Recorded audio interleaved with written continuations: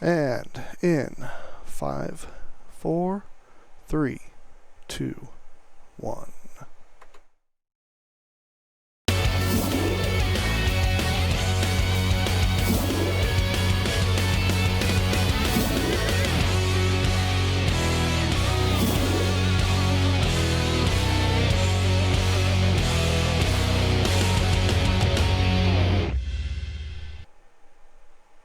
Back to me on camera. If you haven't figured it out yet, my talk is about the art of directing. And welcome to the NKT Productions van. This is where we have done a lot of our NKT Productions Twitch streams that you have seen here, except for a couple of the ones where Joe and Andy are at their computers. But the ones in the studio have been done out of the inside of this truck here. So here we are. We're here. This is the TriCaster control panel. Monitors up here. Over here is my graphics. So if I click over here and standby graphics, standby name, put the name in, and take it out. There I am. That's me. So graphics are in there. I didn't get everything put together here because we're kind of busy here at NKT Productions. And I wanted to do up all these cool little graphics and all this type of stuff, and I just kind of ran out of time. So I can't have you sit in and watch me live stream while I'm doing a show, okay? Because it gets a little bit too busy in here, and I'll try and explain all that in the time that we have here. I'll try not to talk the whole hour. I don't have a lot to show or anything like that, but you heard a little bit at the beginning, or if you go back and watch the restream of this, or the recording of this, you will see that, you know, I started off talking about stand by this, stand by that. All right. First off, let me give you a little bit about myself. My name's Scott Robinson. I have been doing video production ever since early high school years. So we're talking like 32 years now, because my high school is having its 30th anniversary, or 30th high school reunion this year. So I've been doing this kind of for a little while, and it makes me old, I know. Out of Kettering Fairmont High School, where I went to high school, and we had a radio station and a video program. Then I went on to Wright State University, and I worked for the television center on campus there. And I got to direct some things in the studio as well. Everything that I had done up to this point was recorded. Actually, we did do some lives in high school. We had a great agreement with the Miami Valley Communications Council, and we did some live streams on that. We actually did a live dual cast with the radio station playing the audio as well, and then our video channel playing the video and audio as well. So that was a fun experience. I did work on that in high school. At Wright State University, majority of the things that I did were pre-recorded, very little actual in-studio stuff. During my time there, I got to work for the local, now it's an NBC affiliate, at the time it was an ABC affiliate, Channel 2 WDTN. Eventually there, I just worked in operations and engineering. After that, I went down to North Carolina and worked for WGHP Fox 8. Started off as a part-time camera operator because I needed a job down there. Worked my way up to where I was directing or technical directing any newscast that we had. Okay, and we did a 5 to 8:30 morning show, a half-hour noon, a 5 to 6, 6 to 6:30, an hour-long 10 o'clock. On the weekends, we would do a half-hour 6, half-hour 10, and on Sundays, we would do a half-hour sports show. The reason I bring that up, that history, and that's where I was able to direct. We also did a basketball show and a Friday night football show. And I remember calling the first show, getting it on air, and went, okay, I have now directed every single newscast that we do here. My first time solo directing on the weekends, we were like I said, we were a Fox station down in North Carolina. I started solo directing at the start of NASCAR season. Several, many years ago. You can guess where I'm going here. My first Sunday, not my first Sunday, but I had probably solo directed probably 3 weeks, 4 weeks at this point. That was the day Dale Earnhardt passed away after a crash at the Daytona 500. We did a cut-in, no problem with that. But then I figured, okay, the 10:30 show is going to be all about him, because it was a sports show anyway. 10:30 show became, from 10:30 to 11, became 10:30 to 11:30. Okay, that's fine. Then the 10 o'clock news became, so now it's just straight hour and a half long, all tribute to Dale Earnhardt. They were changing things so fast. I called my boss and I'm like, Carl, I need you to come in here because I don't know if I can do this, because I was afraid I was going to freak out while directing this newscast because they were throwing things at me and I wouldn't know where to go. Okay? There's a point to this story. Trust me. So as I'm going along and doing this, and Carl comes in and he gets a copy of the rundown, copy of the scripts, and he's going through, he's got all the notes and everything. We worked on it together. We got done with the hour and a half long, and sometimes it was literally fly by the seat of your pants. Okay, I have 20 seconds left in this package. What are we doing next? Okay. We got done with the newscast, got done with the hour and a half long show. Everybody applauded, looked at each other. Great job. I looked back at Carl. Carl just looked at me and goes, good job, and walked out. Everybody looked at me. They looked at Carl as he walked by the window, and I'm like, that's high praise from Carl. So, but what got me through that is what I'm here to talk about today. Not necessarily how do you do this? How do you punch this stuff? How do you call this stuff? Because you can be trained on that, and every machine's going to be different. Okay, we have the TriCaster here, but you could use a Sony switcher, or you could use a Panasonic. A lot of times, like when I'm directing, a lot of times I'm directing and technical directing, punching this. Ideally, the director is just calling everything out and looking at all the different cameras and looking at everything out there, and just like, okay, what do I need to go to next? Where am I going to next? What am I doing next? And it's like a game of chess. Okay, you got to think 5 steps ahead of where things are going to be. But a lot of times here, I'm calling and technical directing at the same time. So the director typically, like I said, is the one who is calling out camera movements, when to move, when it's all about timing. Okay, a lot of it has to do with timing. Timing of the story. How long do they have to get there? How long is this story? How long is this recorded video? How long is this recorded package? VOSOT, you'll hear. Voiceover, sound on tape. Package is like something that's all included, where it's like, that was so-and-so reporting from whatever. All right. You're the boss of the situation, controlling the situation, calling out where cameras need to be, that type of stuff. But then you also got to realize that every once in a while you got to give them some free rein. Like we did country concert here recently, and I'll make a lot of references to country concert.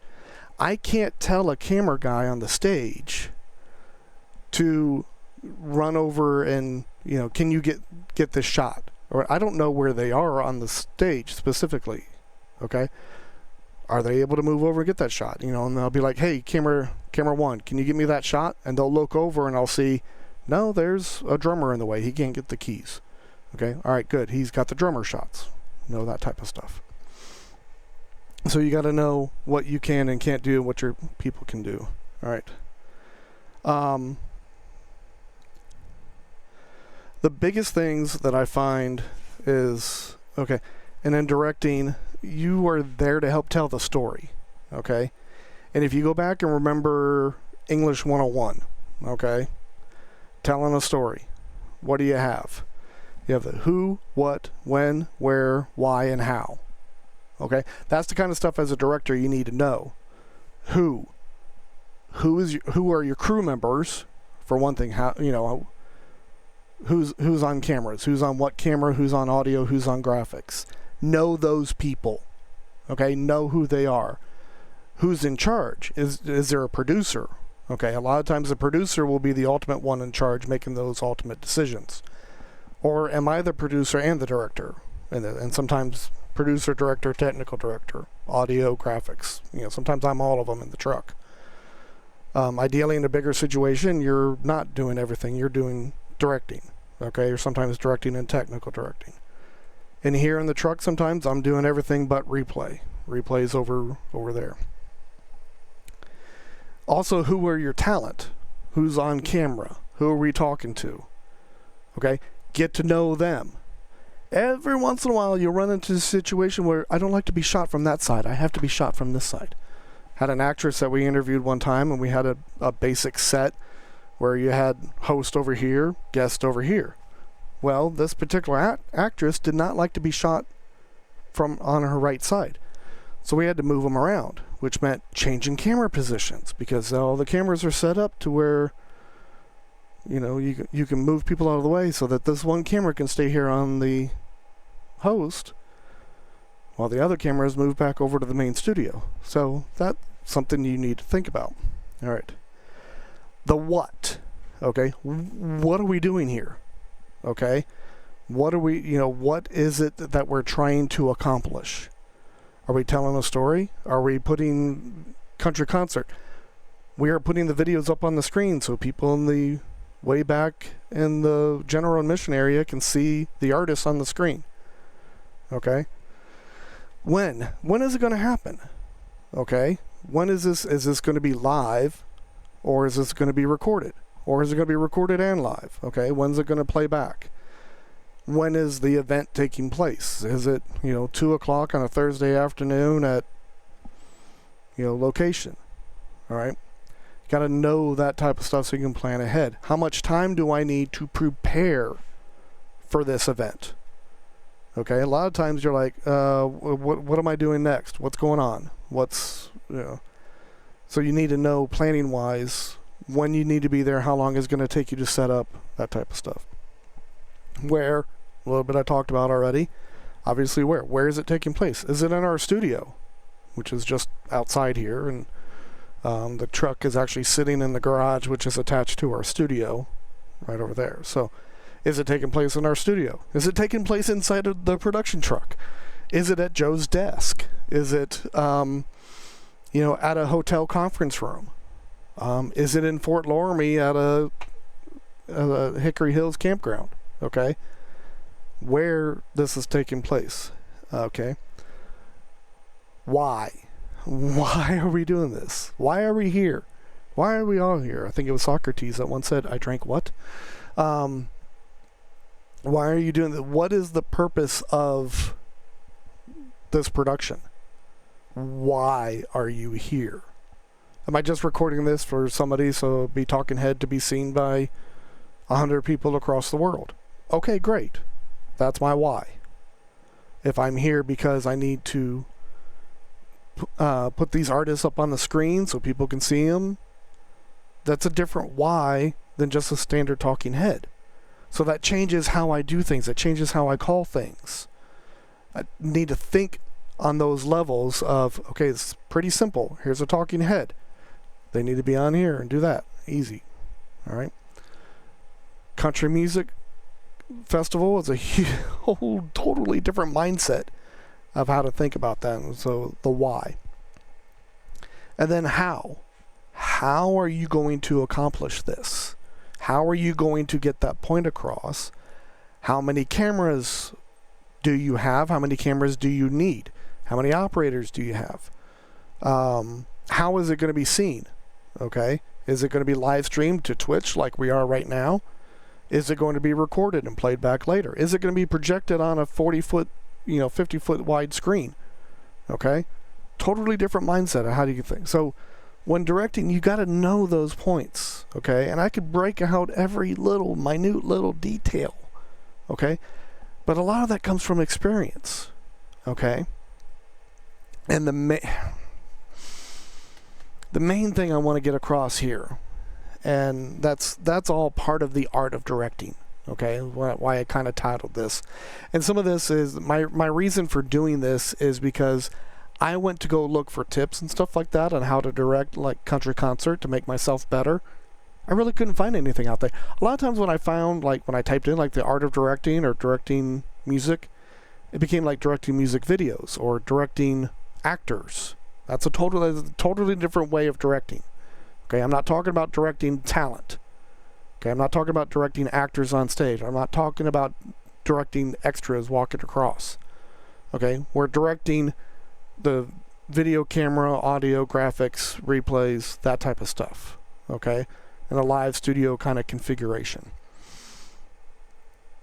So that's why I wanted to kind of talk about this a little bit here. But the main thing I want to say, and I wish I had zoom control and I could pan tilt and all that type of stuff.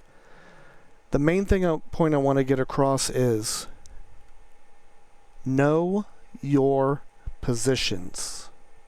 Okay? And I don't mean just where I'm sitting in the vehicle at this time. I mean, know how to run a camera. Know how to run audio. Know how to do replays. Know how to run graphics. Okay? Know what it's like to be in front of the camera and talk. Okay? This right here, this scares me. Okay? I don't like doing this. This is not my job. My job is to sit here behind the cameras. Okay? I don't like doing it. At one point, I was going to be a teacher. Okay? I'm comfortable doing this. I can do this, but it does scare me a little bit to get my point across. Because I know I ramble, I get off tangents, squirrel, whatever. So it's hard to do that sometimes as I need a teleprompter and a script and run through all that. But know your positions. What I mean by that is know what it's like to be the camera operator in that studio setting. Okay? When I was directing for Fox 8, I had run camera.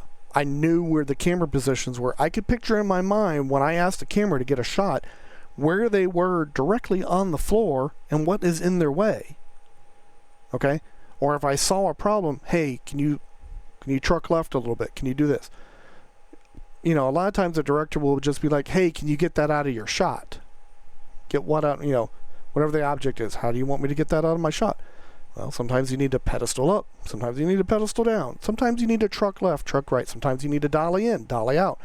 Not just tilt up, tilt down, pan left, pan right, zoom in, zoom out. You got to know all those positions. Know what they can do.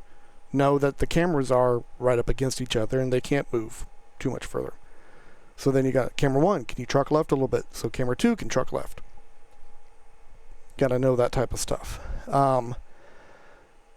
Country concert. Got to walk through the stage. Walk around the stage. Not when the act's going on, of course. Before the acts are out there, look at the layout of where's the drum kit, where's the keys, where's this and that. Okay, this camera can be able to get those types of shots. We can do this, move this around here. Get a feel for that type of stuff. Know what their limitations are. Know what it's like to run a camera handheld as opposed to on a studio. Okay? Just know. Spend a week. Spend a week doing that one time. Do an event sometime. Do a studio production. Do anything. Just learn how to do that part of it. It may not be your main job. You may be the main director. But if you know those camera positions and know what they have to go through and know what it's like to listen to somebody in your ear yelling at you to do the, you know, make this change and stuff like that. So know the camera positions. Know audio. Know what it's like to run audio. Know what it's like when I'm talking about like a mix minus feed to somebody. Know what that entails. Because every once in a while, and I mean this for knowing all the positions, every once in a while, even as a director, we have brain freezes. Okay? Where we completely... How do I do that again? Oh, yeah. Because a lot of times it's muscle memory. Okay? We're just going through the motions. And I can be talking about something and I'm punching and I'm calling up graphics and all that type of stuff and not even thinking about, I need to go over here and click this and move this mouse over. No. It's just muscle memory. Got to know what it is. So audio, no mix minus, no EQ. Know what that is. Know what the fader bar is. So like over here is my little mixer right here. So I can bring it up, I can bring it down. All right, I can adjust this, adjust my gain. Know the difference between gain, volume, EQ, aux ins, that type of stuff. Just have a basic understanding of that. With the country concert, I had to do kind of a mix minus kind of feel for the commercials that we will play right after the artist got done. Okay, so they're sending me a feed so I can hear the music in here as I'm calling it and punching it and that type of stuff. But I don't want that audio going back to them, because if they fade it up and they're still up on my end, it creates a feedback loop. So the only thing I want to send them is the DDR1 audio of the commercials. So you got to know what that means to send mix minus, know what that means to send things out a particular way. And at least have an understanding of that. If you have an engineer on site, God bless you. I hope you do. I hope you have an engineer who can do that type of stuff for you. But a lot of times when you're in a truck like this, I'm the engineer. I'm the producer, I'm the director, I'm the technical director, I'm the audio, I'm the graphics, I'm the engineer. So it helps knowing those audio positions and what that means. Okay? Graphics. Alright? Graphics. Creating graphics, loading them in, creating different channels, or know what it means when, hey, look, let's put my name in again. Hey, there's my name. Video Production Supervisor, NKT Productions. And take it out. Alright? Know what that means. I can sit here and do that without even thinking about it. Click on it. Building the graphics, that type of stuff. Just have a feel and understanding for it. Replay, all the different positions. There's all kinds of different positions out there. But the main point is know them. Know what it's like to be there. Know, different facilities. Different people call things different. Country concert. Alan Jackson, Friday night closing artist, brought his own director in. Director sat with me. He directed, punched it. I sat back, just watched in case anything went wrong. And then I'd step into engineering mode. Okay, but other than that, I just got to watch him. He preferred to switch cameras around the numbering. That the main artist, the main camera on the main artist would be number 1. In our case, it was number 3. Okay, but by that point, our camera guys knew their numbering that way, and he's like, "Okay, I'll adjust." All right. So every once in a while, he called it by the wrong number, but we all knew what he meant. Okay, so the camera operators, they understood what they meant. They could see themselves up there. But every once in a while, you'd hear him call out a wrong number, and then be like, "Okay, no, 3. I'm on 3." But at a time at the television station at WGHP, and trying to think of what I was doing. I must have been running audio, or no, I was ready to go in for covering the morning shift, and I was ready to step into the next directing role, because we did 5 to 6 and 7 to 8 for one director, and then 6 to 7:30 for the other director. So I'm ready to fill in, and I'm watching the director, who's fairly new to us, have been directing for years, but new to us, and the technical director get into a discussion, and seriously, it goes like this. All of a sudden, the director calls out, "Stand by CG1." TD looks at him and goes, "CG1? Yeah, stand by CG1. What's CG1? CG1. What's CG1? Max 1. Why didn't you say Max 1? Boom. Took Max 1. The Chiron Max was our graphics unit. Okay? Was our character generator. Okay? He was used to calling it out by the generic term, CG. Alright, a lot of times you'll see standby CG1, standby CG2. Character generator 1, character generator 2. Channel 1, channel 2. That was just the generic term. At that station, that technical director had only ever technical directed at that place. At WGHP, it was called Max 1 and Max 2. That's what it said underneath the monitor, so you can look at it. Max 1, Max 2. Standby Max 1, standby Max 2. All of a sudden, he reverted to his old way of doing things of CG1, CG. Lisa, the technical director, had no idea what CG1 was, had never heard it called CG1. So she's going, what's CG1? What am I supposed to punch here? So he didn't remember what, and I'm sitting back there watching, going CG1, Max 1, and I wanted to say that, but the discussion went so fast, it couldn't interject, and it would have just confused things. So, but know how things are called where you are. Trying to think. I don't know if there's any discussions, any chats, anything like that. I'm looking at the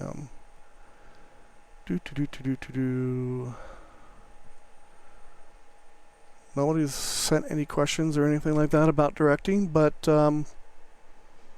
yeah, this is our one of our trucks. This is the inside, and part of it you can't see the replay unit over there because that's where the camera and everything is. But I have been going now for half an hour, so I've talked your ear off long enough, and I can be done here, and I can get ready to fade out.